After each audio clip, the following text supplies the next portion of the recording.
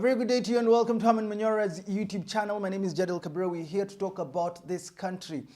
We're talking a little bit about politics because Deputy President Rigathi Gachagua had led traps in State House, and now State House is fully occupied by ODM, and everyone is saying Raila is running things in the country.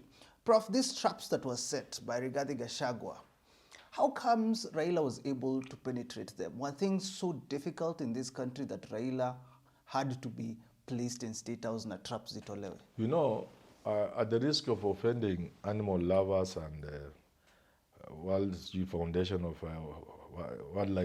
of Africa and the rest of these outfits, we used to do hunting when I was young, using dogs and everything. But we also used to trap animals.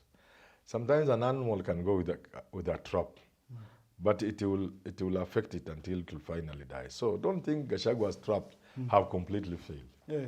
You may pass through, but something is held on you, like a badizo. Yes. It is stuck until the leg is cut, and it begins to rot and you die. So how sure are you the traps didn't catch Raila? But you know there are CSs in ODM who are going to be vetted. You see, you can be fish, Yeah. and you think you have not been trapped merely because you are in water. But you are caught from the water, then you are in a basin. Umewekwa kwa maji ya ndoo. Si unangoja tu ukue kitoweo. But when you look at things, things as they are, when you look at things as they are, you definitely can conclude that probably Gachagua did not see things coming the way they are. From the time of this is a shareholders government, watu wa mrima wapewe, first priority. And now it's ODM who's dominating now, a cabinet being given the best dockets, as we say, because they have a lot of, income coming in. How comes things My change? late brother used to say, things ain't always what they look like. He liked that. I don't know why he got that phrase. But it's true. Things are not always what they look like. Even from just what you can see with your naked eyes, there are more cabinet secretaries from Mount Kenya now than there were. So how is it true that Gachagua has not benefited? Perhaps because you need to bring Raila into government, you must do it in such a way that you do not offend Mount Kenya. So how do you do it? You make them benefit more than they had benefited. So hiyo mtego ya Gachagua haijashika. How about the powerful dockets?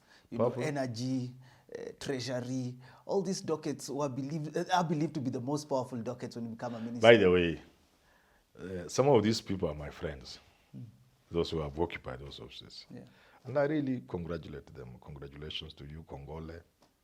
But I also know something else, because I've been around. I've been around for a little while. I may not have I've never entered government or the house. But even from outside, I have a fairly good view of what goes on inside the house. Yeah. Most ministers in this country are just useless. They are powerless. Very few ministers, and I can count them in the recent past, from Kibaki's all the way. Very few ministers will really power the way Matiang'i did, the way Michuki did, the way Nyachayu did. Some of them, it's by design. The president gives you that power.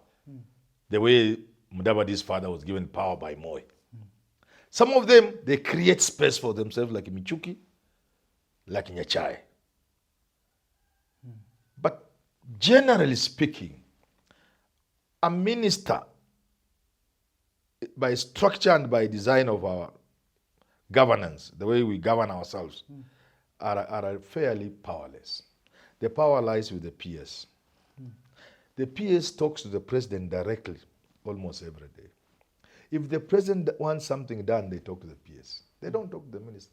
When you meet the president as a minister, mnakunywa chai hapo breakfast, unamwambia, he chooses what to do for you, small things, give you some little things, kupeleka nyumbani, go and promise people to barabara. But if he wants something fixed somewhere, it's the PS.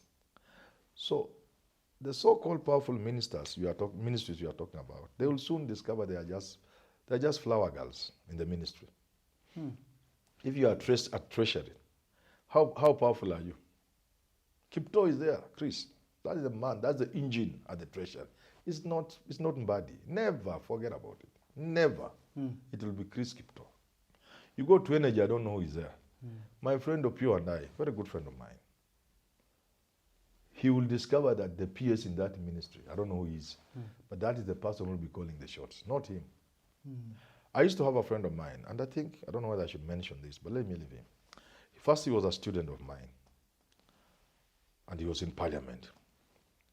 Then he became an assistant minister.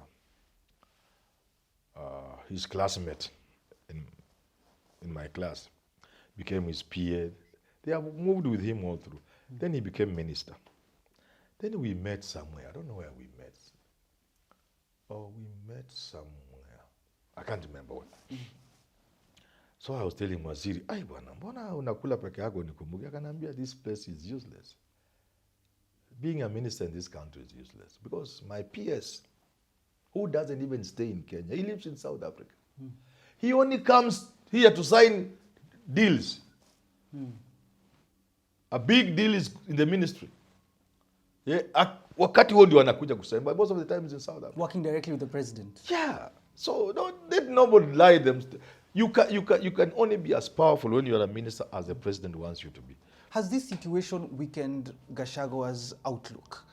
Now that Raila with government, the CS is coming in, Musalia Mudavadi is still in the mix, has it weakened Gachagua's outlook? Because everyone in the country, remember we were talking Gachagua is the headline, but now everyone in the country is all about Raila, Ruto, Raila, Ruto. You know, it depends on the game range. Is it long range or short range?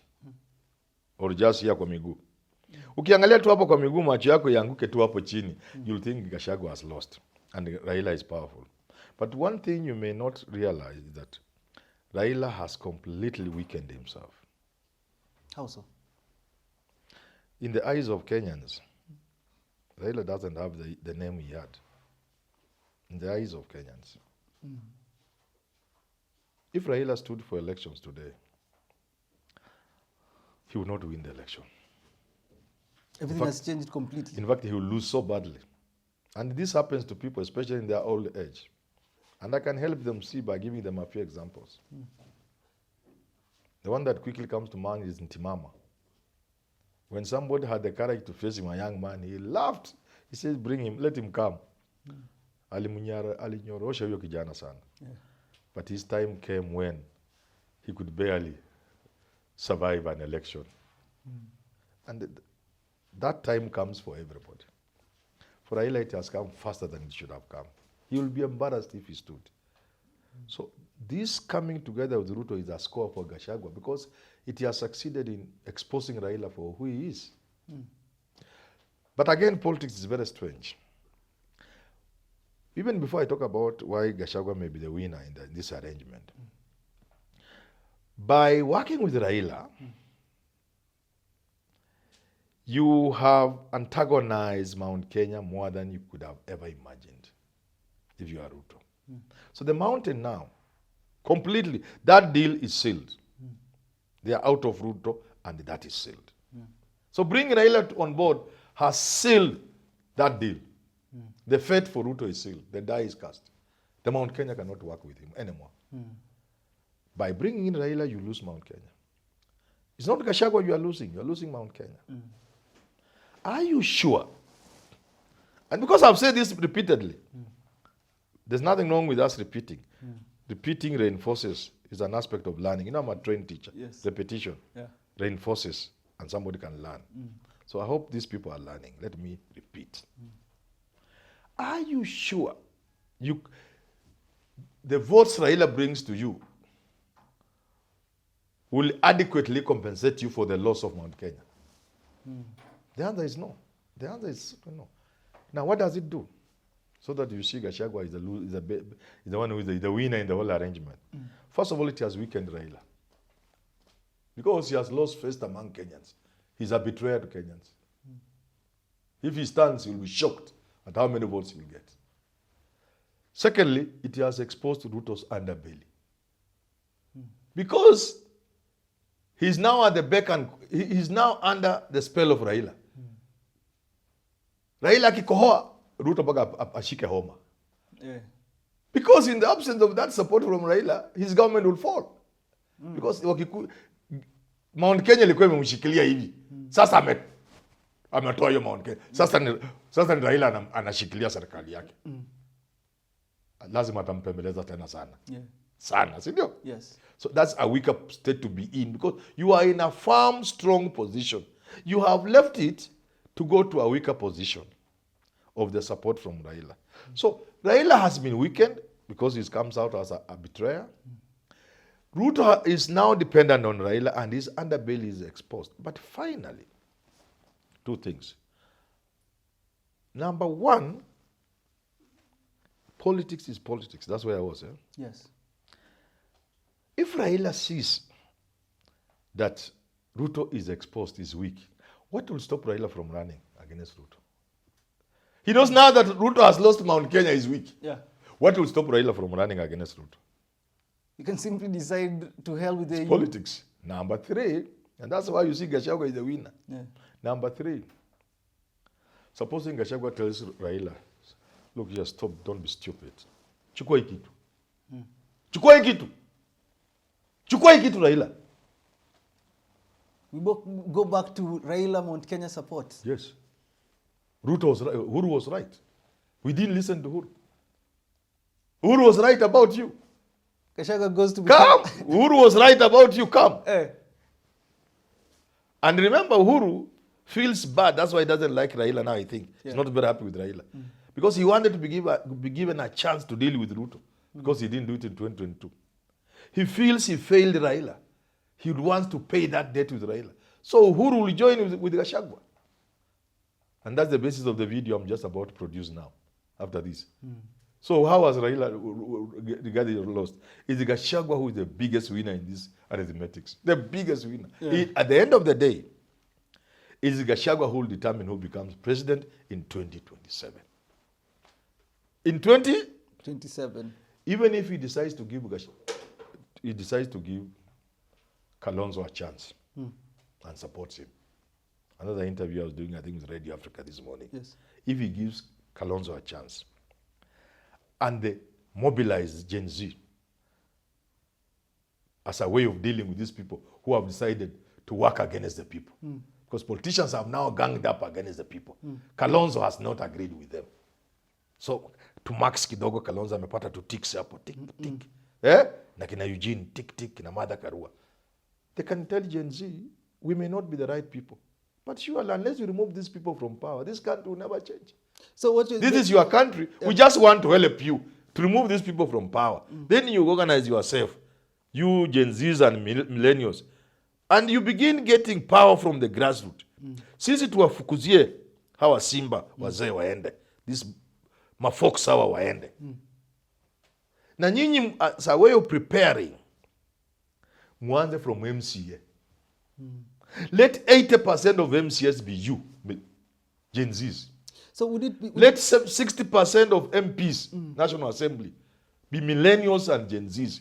As you prepare to fukuze tu Ruto na Raila waende. For 10 years or so. Then you take over government. It's a powerful narrative. Would it be safe then to say Gachagua might actually be the person to decide the 2027 elections? I've said it. There's no individual in this country who will decide who becomes the president of this republic in 2027 other than one son of Mau Mau, the truthful man of God, one Rigathi Gachagua. He will decide and determine who becomes the president in 2027. So how he's a loser in this game, I don't understand. Well, what do you think about that? Leave a comment down below. Thank you for tuning in. Have yourself a lovely rest of your day.